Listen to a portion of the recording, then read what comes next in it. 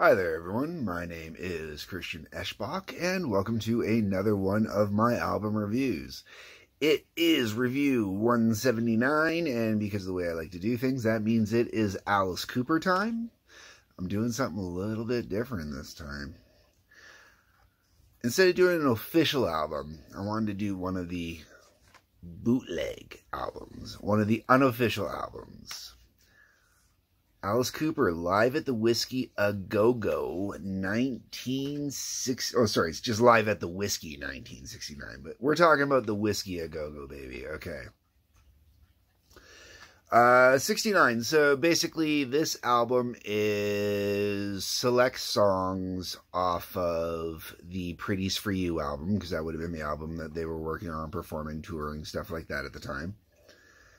And it is a live recording. It was, as the title suggests, recorded live at the Whiskey. The details for the actual recording itself is it was recorded in 1969, location 8-track recording by Wally Hader.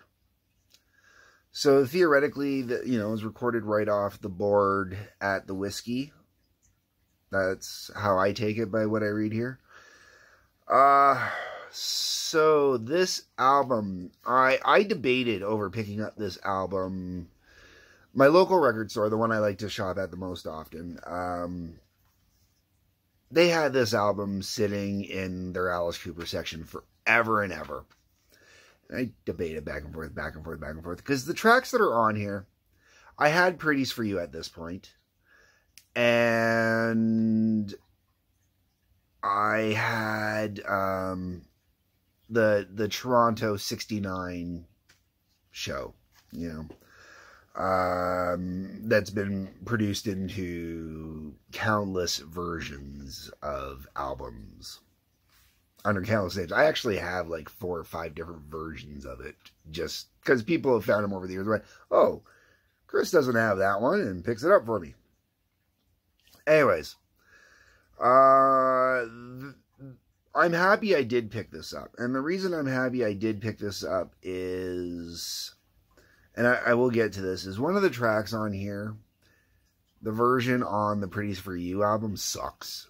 Just garbage. The sound quality is garbage. I hate it. And it really sucks because it's one of my absolute favorite early Alice songs, and it's because of this version of the album.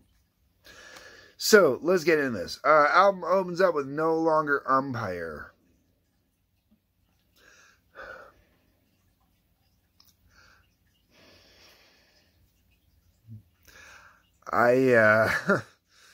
Yeah, I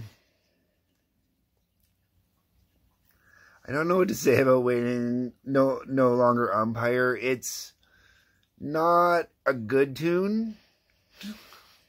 It's not a bad tune, but it's not a good tune. It's an okay tune. It's a early Alice Cooper experimental, hanging out with Pink Floyd and the Doors and getting weird and trippy and shit. That's then we got Two Day Muller. And this one here, yet again, it's another song. It's not a good song. It's not a bad song. It's not a good song, man. This is that weird, trippy, experimental stuff again. And Tootie Muller is,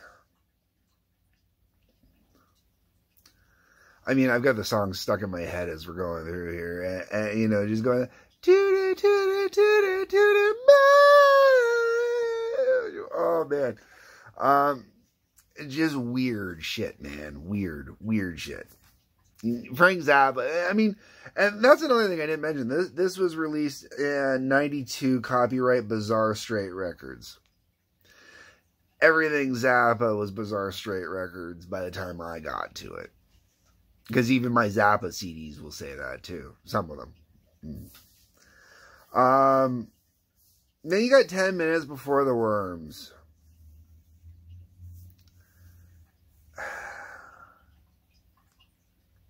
Yet another one. I like this one a little bit though, because music. This one's really interesting, kind of musically. This one's definitely a weird soundscapey kind of one.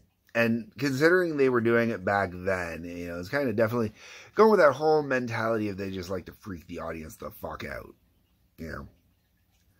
Okay, then after that we get into track 4. Track 4, one of my all-time favorite early Alice songs. Like when I talk about the two Frank Zappa albums, Pretty's for You and Easy Action, Levity Ball is always the top of the list of those albums. But not because of that, not because of the Pretty's for You album. It's specifically, as I had mentioned earlier, because of this album. They use a live version on the Pretty's for You album, whereas the rest of the album was studio tracked. This here is a live rendition, and it sounds better than all the studio tracks even sound on there. I love the live rendition on here. I think it's great. It's fantastic. I've wanted to do a cover of Levity Ball for years, and it's because of this version I've always wanted to do a cover of it. It's nothing to do with, you know, the version off of Pretty's for You, which unfortunately for me is disappointing. So, whenever I put together an Alice Cooper mix and I want to incorporate the early stuff, if I want to use Levity Ball, this is the go-to version for Levity Ball. And it was actually the deciding reason why I ended up picking up this album. Because like I had mentioned, I had already had Pretty's for You in my hand. I was upset with the version that was on there. Because if you ever see the Alice Cooper Prime Cuts video, it's got this great studio sounding version of Levity Ball playing for small clips in the beginning. So I was expecting the album to actually have this great studio version of it, and it had this horrible live rendition. Just because the audio quality sucked on it. That's all it was. And it's really sad. There's very little excuse because this was the same time period it was recorded in, and this was recorded live at the bar. You know? Now, from going from one of the songs I've always wanted to cover to a song I actually did cover. Nobody Likes Me. Back in my early college days, yeah. My band at the time, we were going under the name, I think it was Titanium at that time. I don't remember 100%. Yes, it was Titanium. And we had submitted a cover to an Alice Cooper, it was an indie Alice Cooper tribute album. We had submitted a cover to it, and we had a bookmark picked out. We decided to do Nobody Likes Me because it was a real fun, easy song to do. I don't think we've ever tried playing it again over the years, and, you know, it'd be kind of a fun one to kind of put in there. It's one of those songs, though, that is not... It'd be interesting to see Alice bust out Nobody Likes Me now, to see how the crowd reacts. But it is not necessarily a song that anybody other than the hardcore fans are going to really get into. It's just not that type of song. Levity Ball is really the only song on this album that Alice could still bust out now and people would honestly enjoy. I really wish he would bust it out. I know there's many fans that have said that over the years. After Nobody Likes Me, we get to BB on Mars. Song, it's about a BB on Mars. That's literally out of here.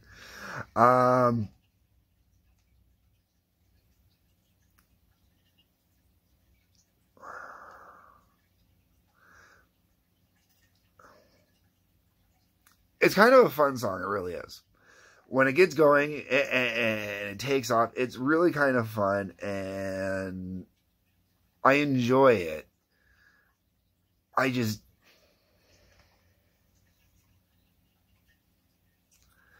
not entirely the song I necessarily want to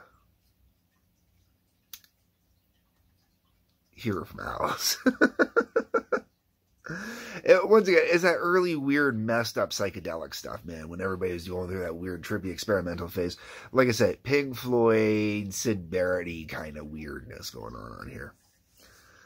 Then the album finishes with Sing Low, Sweet Cheerio. It's a good tune to end the album with. It really is. The whole way around, the album is summed up with, this is an album for the fans. This is not an album for just your casual Alice listener. Your casual Alice listener is not going to be into this album. Levity Ball. Only song on here that your casual Alice listener will honestly enjoy. I can tell you that now. Alice fans, yeah, there's a multitude of songs on here. If you're into the trippy, LA acid rock kind of really messed up kind of stuff, yeah, Pink Floyd kind of stuff, Frank Zappa, the Doors were still more instrumental, more melodic. These guys were still finding their way. If you like the really weird, trippy Beatles stuff, where it always sounds like it's more like a raw demo or something like that, you might enjoy this stuff. But if you're in, even stuff they released 2 years later, 2 years after this, stuff that they released, worlds of difference, absolute worlds of difference. There's a reason why when the Love It to Death album came out, there were very few songs that they would play from before Love It to Death afterwards. People can say what they want about Bob Ezrin, but 18 started forming around this time period and around 1970, and it was this crazy long-ass song that Bob Ezrin, made into a cohesive, solid piece of rock and roll masterpiece. Piece of rock and roll masterpiece. That sounded horrible. Sorry, guys. It would have been interesting to hear what Bob Ezrin might have done with this early stuff. It might have been really interesting. But, once again, Levity Ball, only song I would have been worth saving to me.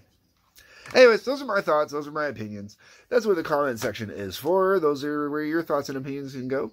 There is a like button, a subscribe button, a share button, a notifications button. Hit all those, and that helps me out, helps you out. Subscribe specifically, that one really helps. And then outside of that, you'll see a link below for Patreon. Please click on that, and feel free to help out there. There's some other stuff on there.